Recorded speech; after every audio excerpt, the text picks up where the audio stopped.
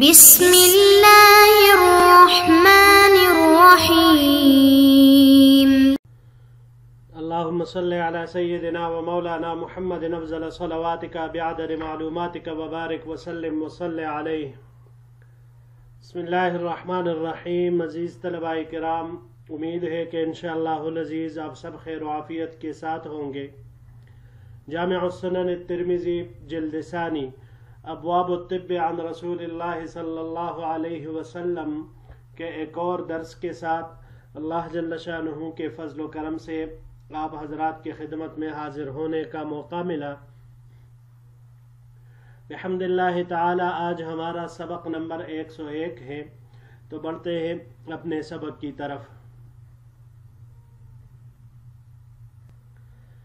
باب ما جاء فی تبرید الحمى بالماء، یہ باب پانی کے ذریعے بخار کو ٹھنڈا کرنے کے بارے میں ہے۔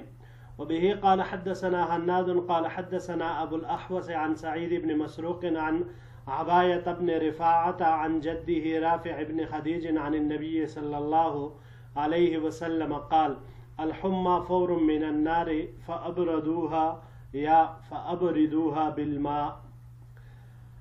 ہمیں روایت کی حناد نے، انہوں نے ابو الاحوص سے، انہوں نے سعید ابن مسروق سے، انہوں نے عبایہ ابن رفاعہ سے، انہوں نے اپنے جد رافع ابن خدیج رضی اللہ تعالی عنہ سے، رافع ابن خدیج رضی اللہ تعالی عنہ نے حضور نبی کریم صلی اللہ علیہ وسلم سے نقل کیا ہے، قال کہ آپ علیہ السلام نے ارشاد فرمایا الحمى فور من النار، کہ بخار جہنم کے آگ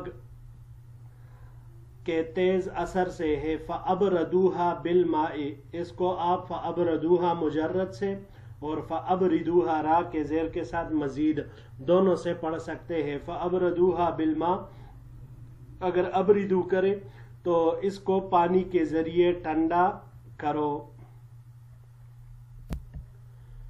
وفي الباب عن اسماء بنت ابی بکر وابن عمر وابن عباس وامرأة زبیر وعائشہ، اس باب میں حضرت اسماء بنت ابی بکر، عبداللہ ابن عمر، عبداللہ ابن عباس، حضرت زبیر کی زوجہ محترمہ اور حضرت ام المؤمنین عائشہ صدیقہ رضوان اللہ علیہ مجمعین، ان تمام خواتین اور حضرات صحابہ کرام سے روایات مروی ہے۔ وبه قال حدثنا هارون بن اسحاق الحمداني قال حدثنا عبدة بن سليمان عن هشام بن عروة عن أبيه عن عائشة رضی اللہ تعالی عنہا۔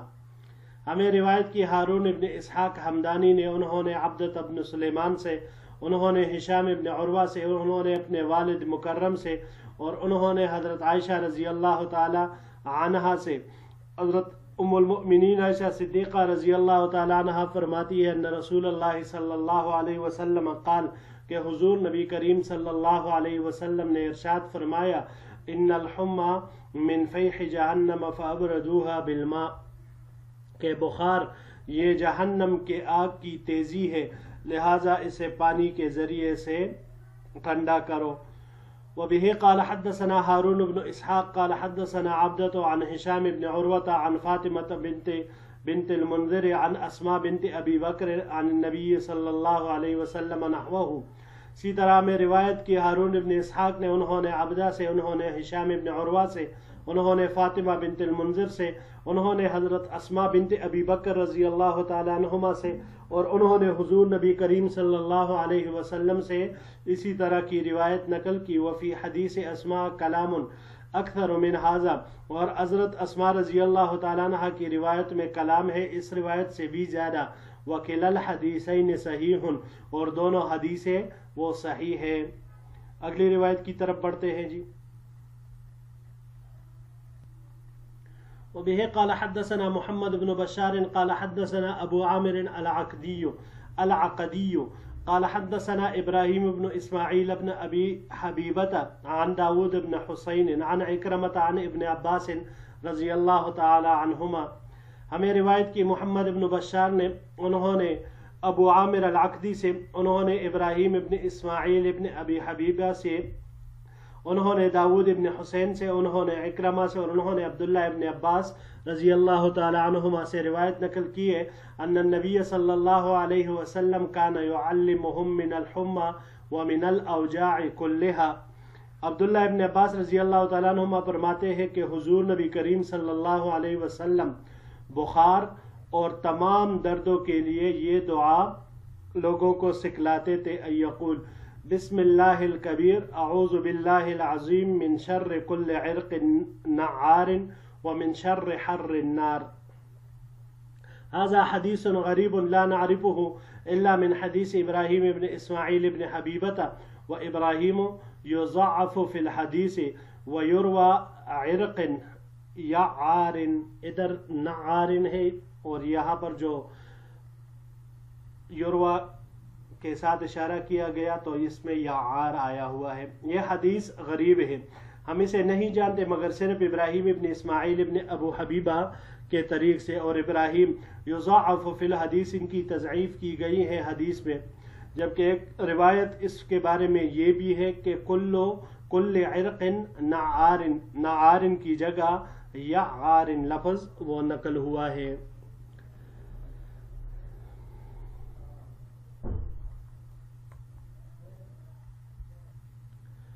जी अजीज तलबा किराम, बुखार को पानी के ज़रिए से ठंडा करना, ये इस बाब की तमाम रिवायात इस बारे में हैं। पहली जो रिवायत राफ़ी इब्न खदीज रज़ी अल्लाह ताला अन्हु से हुज़ूर नबी करीम सल्लल्लाहु अलैहि वसल्लम की इरशाद नकल हुई, अल हुम्मा फ़ौरुम मिनन नारे। फ़ौर फा के फतहा और वाव के सुकून के साथ। दूसरी रिवायत में फ़ैहे फा या हा के कसरा या के सुकून के साथ ये आया। और इसी तरह एक रिवायत में फ़ौह बिलवाव भी इस्तेमाल हुआ है। यहाँ दूसरी रिवायत में फ़ैह आया, जबकि एक रिवायत में फ़ौह वो भी आया हुआ है। तीनों का माना हाफिज इब्न हजर रहमतुल्लाह अलैह फरमाते हैं कि ये तीनों अल्फाज चाहे फ़ौरुन हो, फ़ैहे हो या फ़ौहुन हो, इन तीनों का माना एक ही आता है और वो है जहन्नम की आग की तेजी। तो हदीस का माना हुआ अल हुम्मा फ़ौरुम मिनन नार, के बुखार ये जहन्नम के आग के तेजी के असर से है। फ़अबरदूहा, अब जैसे मैंने पहले ही आरज़ किया, अबरदा ये बरदा यबरुदु बरदन व बुरूदन लाजिम भी इस्तेमाल होता है और मुतअद्दी भी, यानी ठंडा होना ये माना भी आ सकता है और ठंडा करना इसका माना ये भी आ सकता है, दोनों माना में। तो अगर हम इसको मुजर्रद लें तो मुजर्रद लेने की सूरत में अबरदूहा, जैसे कि हमने यहाँ पर आप हजरात के सामने पेश किया है, अबरदूहा। और अगर हम इसको मजीद से ले लें तो फिर मजीद से इसका अबरिदूहा आएगा, ठंडा करने के ये आता है।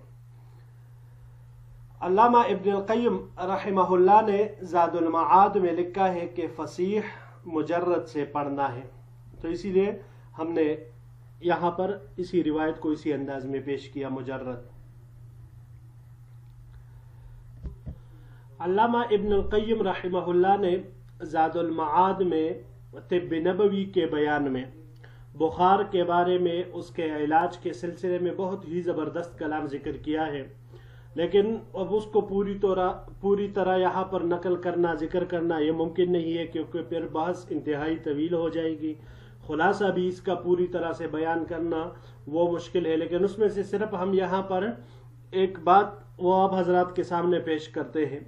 वो फरमाते हैं ज़ादुल मआद में अल्लामा इब्नुल क़य्यिम रहमहुल्लाह के पानी से बुखार को ये ठंडा करने का हुक्म ये सिर्फ और सिर्फ अहले हिजाज के साथ खास है, यानी जो ममालिक गर्म खुश्क है और जहाँ धूप लगती है तो वहाँ पर अब जो बंदा बुखार में मुब्तला हो तो उसके लिए पानी में नहाना, गुस्ल करना ये इंतहाई मुफीद है।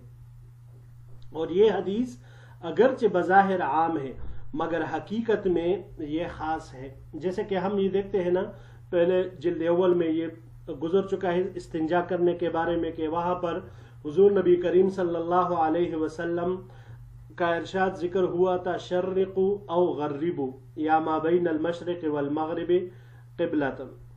تو اب وہ حکم بھی عام نہیں تھا، جس طرح وہاں پر ہم نے کہا تھا کہ وہ عام حکم نہیں ہے، بلکہ وہ صرف اور صرف مدینہ اور مدینہ کے جہت والوں کے لیے جو اس جہت کے ساتھ ہیں، انہی کی طرح جہت رکھتے ہیں، تو وہ حکم انہی کے لیے خاص ہے. تو اسی طرح یہاں پر یہ بخار میں نہانے کا حکم بھی اہل حجاز کے ساتھ ہی خاص ہے، کسی اور کے بارے میں یہ حکم نہیں ہے، کیونکہ وہاں پر گرم خشک ماحول ہے اور دھوپ بھی وہاں پر خوب تیز وہ لگتی ہے.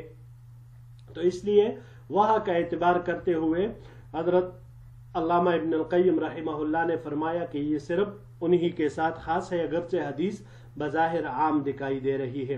اور اگر ہم اس کو اپنے ارد گرد نظر دوڑائے تو ہمارے ملک میں بھی ڈاکٹر حضرات بعض اوقات اور اسی طرح یہ حکماء حکیم حضرات وہ سر پر یہ ٹھنڈا پانی اس کا کپڑا رکھنے کا حکم دیتے ہیں، ہاتھوں پیروں کے یہ اس کو تولیے کے ساتھ گیلا کرنا ٹھنڈے پانی کے ساتھ. یہ بخار میں بعض اوقات یہ تجویز دیتے ہیں کہ کپڑا بھگو کر اس کے ماتھے کے اوپر، بخار والے بندے کے ماتھے کے اوپر رکھنے کا بتلاتے ہیں، یہ بھی علاجن. لیکن یہاں پر یہ بات بھی یاد رہے کہ بخار کی بہت ساری قسمیں ہیں، تو یہ ان میں سے کس قسم کا ہے تو پھر یہ کوئی ماہر حکیم ڈاکٹر ہی تجویز کر سکتا ہے.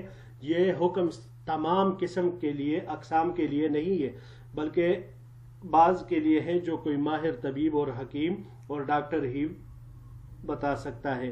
خاص بخار کے لیے ہو سکتا ہے گردن توڑ بخار جسے کہا جاتا ہے، اس کے لیے ہو، کسی دوسرے کے لیے ہو، واللہ اعلم بالصواب. یہ تو حضور نبی کریم صلی اللہ علیہ وسلم نے بخار کے بارے میں جو تدبیر تھی وہ بیان فرمائی. اب اگلے آخری روایت جو اس باب میں حضرت عبداللہ ابن عباس رضی اللہ تعالی عنہما سے ہیں. اچھا، یہاں پر اسماء بنت ابی بکر رضی اللہ تعالی عنہما سے یہ جو تیسری روایت ذکر ہوئی نحوہ کے ساتھ، تو ان سے بھی روایت ہے. ان کے بارے میں تو مسلم شریف میں ان کی ایک روایت ہے کہ ان کے پاس جب بھی کوئی بخار والی عورت آتی تو حضرت اسماء بنت ابی بکر رضی اللہ تعالی عنہ پانی منگواتی اور اس عورت کے گریبان میں ڈالتی، اور پھر حضور نبی کریم صلی اللہ علیہ وسلم کا یہ ارشاد نقل فرما دیتی. تو ان کے بارے میں بھی یہی منقول ہے. تو اس سے بھی یہی معلوم ہوتا ہے کہ یہ ان ہی کے ساتھ یعنی اہل حجاز کے ساتھ ہی خاص ہے.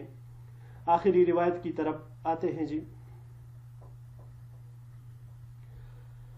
یہاں پر اس روایت میں حضرت عبداللہ ابن عباس رضی اللہ تعالی عنہ نے حضور نبی کریم صلی اللہ علیہ وسلم کی طرف سے جو لوگوں کو ایک دعا کی تعلیم دیتے تھے، سکھلاتے تھے، اس کا ذکر فرمایا.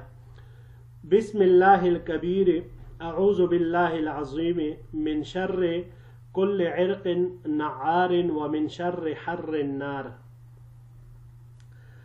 یہ دعا معنی اس کا بسم اللہ الکبیر، بڑی ہستی اللہ کے نام سے شروع کرتا ہوں، اعوذ باللہ العظیم، عظیم ہستی اللہ کی پناہ چاہتا ہوں، کس سے؟ من شر کل عرق نعار، ہر پڑکنے والے رگ کی برائی سے، ومن شر حر النار، اور آگ کی گرمی کی برائی سے. نعار یہ اس میں مبالغہ ہے، نعرا ینعر نعرن، اس سے استعمال ہوا ہے، اس میں مبالغہ ہے، پڑکنے والی رگ. عرق ظاہر سی بات ہے، سب حضرات کو پتا ہے کہ عرق یہ رگ اس کو کہا جاتا ہے. دوسرا جو یہاں پر ذکر ہوا ہے وہ یوروا عرق یعار، اگر اس کو یعار لے لیں تو یہ بھی اس میں مبالغہ ہے، اور اس میں مبالغہ میں یہ پھر کہا جاتا ہے یعرت الشاۃ، یعرن بکری کا میمیانہ آواز نکالنا، تو اس معنی میں یہ استعمال ہوتا ہے۔ اب اس دعا کے بارے میں علماء نے لکھا ہے کہ یہ دعا جس کو بخار ہو وہ خود پڑھ کر اپنے اوپر دم کرے، کوئی دوسرا پاس میں بیٹھ کر پڑھ کر اس کو دم کرے، تو لہٰذا دم کرنے کے بعد اس میں پھر اللہ جل شانہ اس کی برکت سے اس کو شفا عطا فرما دیتے ہیں۔ جی عزیز طلباء کرام، یہی ہمارا آج کا سبق تھا۔ انشاءاللہ العزیز زندگی رہی تو اگلے درس میں ایک نئے باب کے ساتھ پھر آپ کی خدمت میں حاضر ہوں گے۔ السلام علیکم ورحمۃ اللہ وبرکاتہ۔